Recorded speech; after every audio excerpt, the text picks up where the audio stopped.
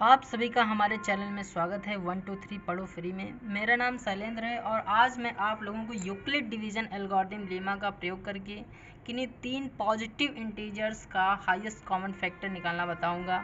इसके पहले मैंने किन्हीं 2 पॉजिटिव इंटीजर्स का जो है हाईएस्ट कॉमन फैक्टर निकालना बताया था।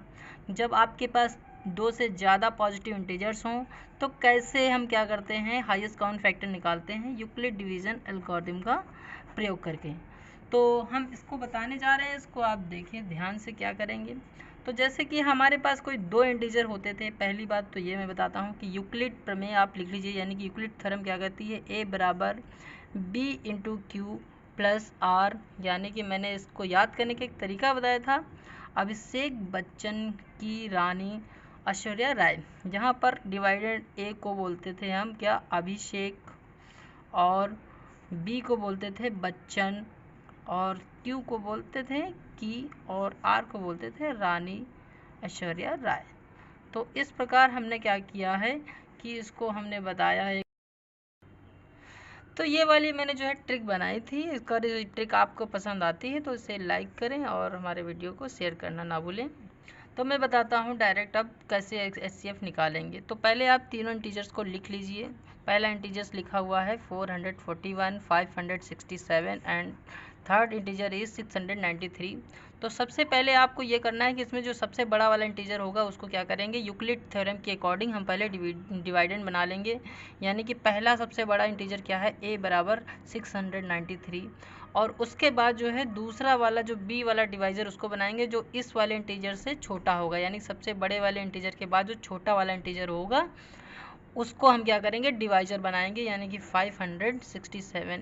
और एक तीसरा इंटीजर ले लेंगे c, जो सबसे छोटा होगा उन तीनों में, उसको लिख लेंगे c के बराबर 441, जैसा कि इसमें दिया गया हुआ है।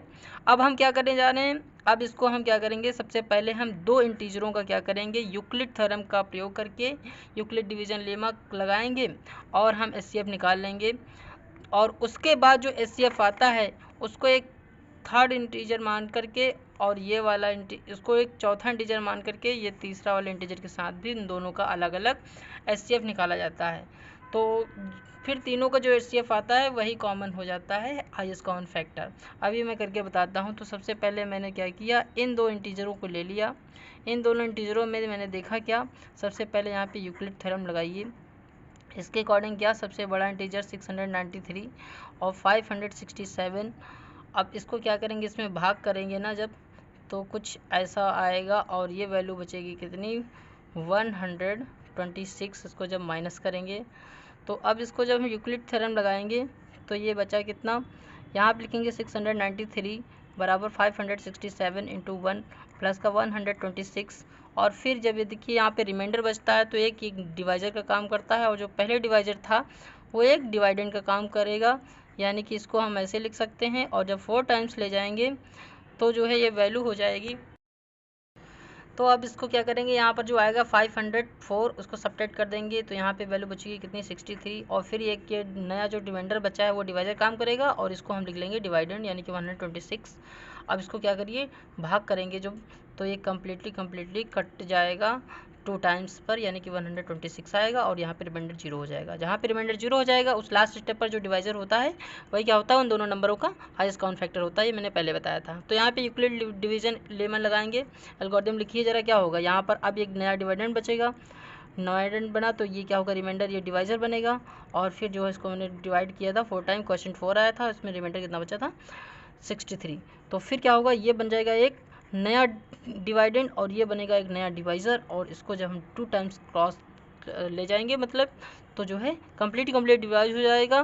डिवाइड होने के बाद देखा क्या, रिमाइंडर 0 होगा। जिस स्टेप पे रिमाइंडर 0 है उसी स्टेप पर जो क्या होता है हमारा डिवाइज़र, उन दोनों नंबरों का हाईएस्ट कॉमन फैक्टर होता है। यानी कि अगर मैं बात करूँ 2 नंबर कौन कौन से थे, पहला वाला ए HCF ऑफ, यानी कि पहला नंबर कितना 693, कॉमा ऑफ दूसरा नंबर कितना था 567। तो इसका जो HCF कितना आया है वो आया है 63। इसको मान लेते हैं एक नया इंटीजर, इसको मान लेते हैं डी।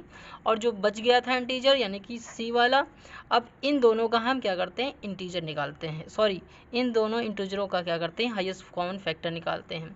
तो देखा क्या हमने कि एक इंटीजर जो सी बराबर है 441, और जो अभी जो नया इंटीजर आया है वो कितना है, जो इन दोनों का एचसीएफ निकल के आया है वो 63 है। अब इन दोनों में से जो बड़ा होगा उसको क्या करेंगे, ए मान लेंगे, यानी कि इसमें जो है 441 बड़ा है, 63 क्या है, छोटा है। तो अकॉर्डिंग टू ए इसको माना और बी इसको माना, और इसमें क्या करेंगे हम भाग कर लेंगे, यानी डिवाइडेंड इसको बनाएंगे, डिवाइडर इसको बनाया। और जब ऐसा करेंगे तो 7 टाइम्स जब लेके जाएंगे तो ये कम्प्लीटली क्या हो जाएगा, इसी में कट जाएगा, यानी कि इस स्टेप पे क्या हो जाएगा, रिमाइंडर 0 हो जाएगा। यानी हम इसकी जब क्या करेंगे, यूक्लिड डिवीजन एल्गोरिथम लिखेंगे तो ये कुछ ऐसा आएगा, डिवाइडेंड बना इसको 441 और इसको लिखेंगे 63 इंटू 7 प्लस 0।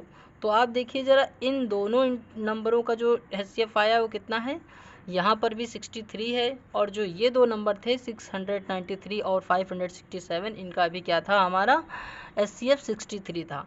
तो इस प्रकार हम क्या कर सकते हैं, तीनों इंटीजरों का जो एचसीएफ होगा, एचसीएफ ऑफ 693, 567, 441, या फिर अगर इनको हम एक ऑर्डर में लिख लें, जैसे कि पहले यहाँ पर देखिए क्वेश्चन के अकॉर्डिंग दिया गया था 441, 567 एंड 693, यानी कि हम यहाँ पे लिख लिया 441 और 567 और अगला लिखा हमने 693। तो इनका जो एचसीएफ होगा वो कितना होगा, 63 होगा। ये एक तरीका है कि तीन इंटीजरों का जो है एचसीएफ निकालने का। सबसे पहले क्या करिए कि सबसे बड़ा इंटीजर जो होगा उसको पहले ए मान लीजिए, और उसके बाद जो छोटा इंटीजर होगा उसी के बाद उसको बी मान लीजिए। उन दोनों का अलग पहले क्या करना है, हमको हाईएस्ट कॉमन फैक्टर निकालना है, और जो हाईएस्ट कॉमन फैक्टर आएगा वो एक नया इंटीजर बन जाएगा। और फिर जो तीसरा वाला इंटीजर होता है, सबसे छोटा वाला, पहले तीनों के अकॉर्डिंग, तो उसके साथ हम क्या करते हैं, उन दोनों का एचसीएफ निकालते हैं दोबारा, जैसे कि मैंने यहाँ पर निकाला। देखिए यहाँ पर क्या किया मैंने, 63 लिखा और उसके बाद जो है सी वाला लिख दिया। फिर इसमें हमने क्या कर दिया, यूक्लिड डिवीजन एल्गोरिथम के थ्रू डिवीजन करके हमने यहाँ पे लीमा लगाई, और लीमा लिखने के बाद देखा गया कि जिस स्टेप पे 0 होगा ये एक ही स्टेप पर 0 हो गया है। तो यहाँ पर भी क्या देखा हमने कि 63 इसका हाईएस्ट कॉमन फैक्टर होगा। तो इस प्रकार हमने क्या किया, 3 नंबरों का हाईएस्ट कॉमन फैक्टर निकालना बताया है। अगर हमारा वीडियो पसंद आए तो लाइक करें, सब्सक्राइब करें।